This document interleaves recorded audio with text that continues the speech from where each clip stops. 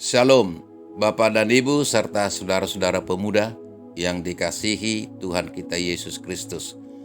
Hari ini Kamis 16 Maret, saya Pendeta E.H. Sibarani bersama istri akan membagikan renungan harian yang dikeluarkan Majelis Sinode GKO yang berpedoman pola pembacaan Alkitab 4M, menerima, merenungkan, melakukan, dan membagikan. Pembacaan Alkitab, Keluaran 17 ayat 5 dan ayat 6. Tema, mendengarkan dan mematuhi perintah Tuhan. Mari kita berdoa. Bapa kami yang di surga, di dalam Yesus Kristus Tuhan, pagi ini kami mengucap syukur di mana Tuhan izinkan kami untuk merenungkan kebenaran firman-Mu. Urapi kami ya Bapa dengan kuasa-Mu yang kudus itu. Dalam nama Yesus kami berdoa mengucap syukur. Amin. Firman Tuhan Keluaran pasal 17 ayat 5 dan ayat 6 berbunyi, berfirmanlah Tuhan kepada Musa, berjalanlah di depan bangsa itu, dan bawalah beserta engkau beberapa orang dari antara tua-tua Israel. Bawalah juga di tanganmu tongkatmu, yang engkau pakai memukul sungai Nil, dan pergilah. Maka aku akan berdiri di sana di depanmu di atas gunung batu di Horeb. Haruslah kau pukul gunung batu itu, dan dari dalamnya akan keluar air sehingga bangsa itu dapat minum.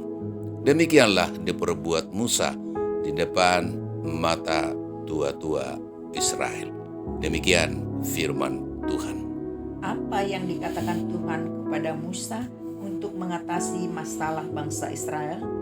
Perintah Tuhan kepada Musa, berjalanlah di depan bangsa itu, dan bawalah beserta engkau beberapa orang di antara tua-tua Israel. Bawalah juga tongkatmu, yang kau pakai memukul sungai Nil, dan pergilah. Apa yang harus Musa lakukan terhadap perintah Tuhan dalam mengatasi masalah yang dihadapi bangsa Israel itu? Musa mendengar dan mematuhi perintah Tuhan dengan memukul gunung batu yang di Horeb, dan dari dalamnya akan keluar air dan bangsa itu dapat minum. Bagaimana sikap yang benar dalam menghadapi masalah? Tindakan Allah dalam mengatasi ketika umat bertengkar, mencobainya dan bersungut-sungut, Tuhan diam dan tidak melakukan apa-apa. Sebab sikap pertengkaran, sikap mencobai Tuhan, dan sikap bersungut-sungut tidak akan menyelesaikan masalah. Dan sikap pertengkaran, mencobai Tuhan, dan sungut-sungut itu tidak akan membuat Tuhan turut campur tangan dalam menyelesaikan masalah. Tetapi ketika Musa berseru mencari kehendak Tuhan dan menyerahkan masalahnya kepada Tuhan, Tuhan mendengar, Tuhan menjawab, dan Tuhan akan memberitahukan kehendaknya dan bertindak menyatakan kebesarannya.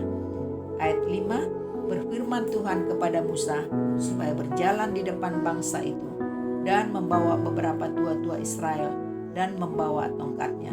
Ayat 6, Tuhan berdiri di atas gunung Horeb yang akan dipukul Musa dengan tongkatnya. Air pun keluar dan bangsa itu pun mendapat air untuk diminum. Saudara-saudara, bagaimana dengan sikap kita selama ini ketika menghadapi masalah? Adakah kita memiliki sikap yang benar dalam menghadapi masalah? Ataukah kita masih memiliki sikap yang salah dalam menghadapi masalah seperti yang dipertontonkan oleh umat Israel ini, yaitu mengeraskan hati dengan pertengkaran, dengan mencobai Tuhan, dan dengan bersungut-sungut? Marilah kita meneladani sikap yang benar seperti sikap Musa yang berseru kepada Tuhan, yang mencari Tuhan, yang mencari kehendak Tuhan, yang menyerahkan masalahnya kepada Tuhan, dan yang mendengar serta mematuhi perintah Tuhan. Jika kita mendengar dan mematuhi perintah Tuhan, Tuhan akan mendengar dan menjawab seruan kita. Tuhan akan bertindak menyelesaikan masalah yang sedang kita hadapi. Saudara-saudara, masalah sesulit apapun yang terjadi dalam hidup kita tetap harus kita hadapi dengan rasa syukur, karena kita masih diberikan kekuatan untuk menghadapinya. Pada dasarnya, Tuhan tidak akan memberikan masalah kepada kita melebihi batas kemampuan kita. Firman Tuhan berkata dalam 1 Korintus pasal 10 ayat 13, sebab Allah setia, dan karena itu Tuhan tidak akan membiarkan kita dicobai melampaui kekuatan kita. Pada waktu kita dicobai, Tuhan akan memberikan kepada kita jalan keluar sehingga kita dapat menanggungnya.